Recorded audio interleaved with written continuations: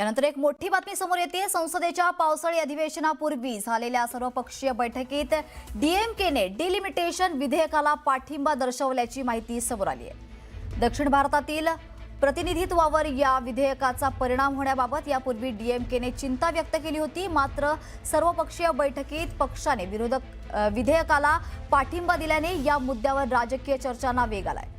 सरकारकडून विधेयक संसदेत मांडल्यानंतर याबाबत अधिक स्पष्ट भूमिका समोर येण्याची शक्यता आहे। याबद्दल अधिकची माहिती देण्यासाठी आपले प्रतिनिधी प्रशांत लीला रामदास आपल्याशी जोडले गेलेत। प्रशांत, काय अधिकची अपडेट याबद्दल?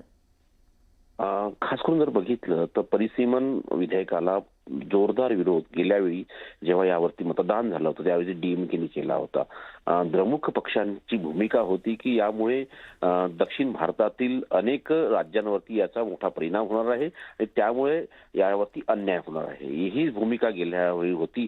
पण आता जेव्हा तामिळनाडूमध्ये हे सरकार बदललं, त्यानंतर ते विजय थलपती यांचं सरकार आलं, त्यानंतर आता डीएमकेनी आपली भूमिका बदलण्याचा निर्णय घेतला। आज सर्वपक्षीय बैठकीमध्ये डीएमकेनी परिसीमन विधेयकाला पाठिंबा दिला। या परिसीमन विधेयकाच्या माध्यमातून खास करून जर बघितलं आपण तर संसदेच्या म्हणजे खास करून लोकसभेच्या जागा वाढणार आहे आणि त्यामध्ये 33% जागा या महिलांना आरक्षित करण्याचा निर्णय या परिसीमन विधेयकाच्या माध्यमातून घेण्यात येणार असल्याची माहिती पुढे आली होती। त्याच वेळेस त्या प्रकारची तरतुदी देखील गेल्या वेळेस विधेयकात होत्या, पण आता यावेळेस जर बघितलं त्यावेळेस काय तरतुदी असणार आहे हे पाहणं अतिशय महत्त्वाचं असणार आहे। पण यावेळेच्या पावसाळी अधिवेशनाच्या यादीमध्ये सध्या तरी परिसीमन विधेयकाचा उल्लेख करण्यात आलेला नाहीये। पण आज जी सर्वपक्षीय बैठक झाली आहे त्या बैठकीमध्ये डीएमकेच्या वतीनं जी भूमिका मांडण्यात आली त्यामध्ये स्पष्ट करण्यात आलं की आम्ही परिसीमन विधेयकाला पाठिंबा देतोय आणि दक्षिण भारताच्या प्रतिनिधीचा जो परिणाम होता यावरती सत्ताधारी पक्षाने निश्चितप्रमाणे यावरती निर्णय घ्यावा अशी देखील विनंती त्यांनी केलेली आहे।